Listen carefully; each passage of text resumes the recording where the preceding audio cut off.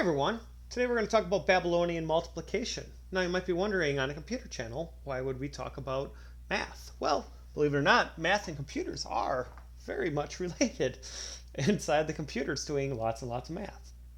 So let's use an example. Let's get down to it. Let's do 13 times 15. What does that equal? Well, if we pull out our calculator here, we end up with 195. Perfect. Now, in the Western system, the way we do this would be like this. The longhand way. If we didn't have a calculator, we would say 3 times 5 is, well, it's 15, and we're going to carry this 1 up here. 3 times 1 is 3, plus that carried number gives us a 4. And we need to drop a 0 down here. And then 1 times 5 is 5, 1 times 1 is 1, so we end up with this number, 150. Visual Studio Code is fighting me with the formatting. Apparently Visual Studio Code does not enjoy doing math by hand here. And we end up with 195, which is our number that we had here. Great! Now what's this Babylonian method? Well, this is actually kind of a neat math method. What we do is we take this side and divide it by 2. On the other side, we multiply it by 2. And so just bear with me here. We're going to ignore decimal places as well. So 13 divided by 2 is 6.5. We're going to just say 6. 15 times 2 is 30. 6 divided by 2 is 3. 30 times 2 is 60. 3 divided by 2 is 1.5. We ignore the 0.5. And this one's 120 when we multiply it by 2. Now in the Babylonian math, you look at the left-hand column. If it's an even number, you disregard it. Get rid of it. Now if you take 120 plus 60, you get 180. Plus 15, you get 195. So we have gotten our answer. Now let's bring in the computer part of it. If you watched my last video on what is a byte, you'll remember we talked a little bit about some of the tricks you can do with binary digits. The number 13 in binary is, let's see, there's an 8's place, then there's a 4's place.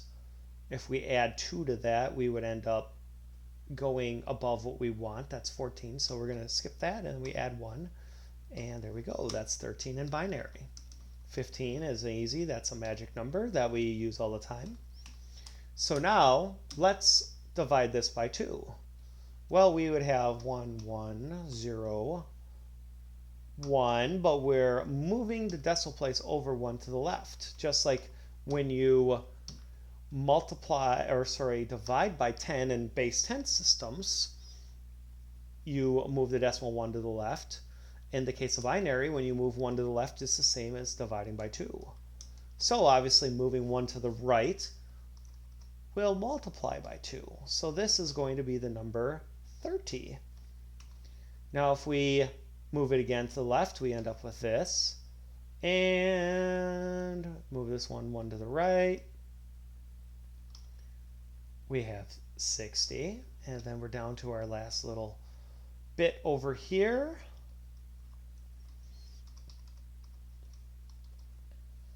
There we go. Now the other little nifty trick is we need to find out if it's odd or even. Remember there's a 6 here and we got rid of it? Well, that's another neat little thing about binary. If there's a 1 in the least significant bit, it's odd. And if it's 0, it's even. So we can just do a quick check here and say, is there a 1 or a 0 there in the rightmost least significant location? And in this case, there's a 0, which means we're just going to get rid of it. And again, this is 15, this is 60, and this is 120. If we add these together, we will get 195. So there you go. That's Babylonian multiplication. I hope you found that enjoyable. This was a pretty short video, but it's a neat little math thing. And in computers, to an extent, they actually do use this. Moving the bits over is called bit shifting. And you can bit shift to the left or you can bit shift to the right. And that's the same as multiplying or dividing by 2. You can also check bits generally in like languages like C or C++. even in C#, you check by using a single and symbol. This is why and, if you're familiar with those languages, is actually and, because, well, actually, in a way, they're both and, but this is for checking multiple statements, and this is for checking a bit. Might explain that later on as well, but the main point is you are able to check the least significant bit using this function. So there you go.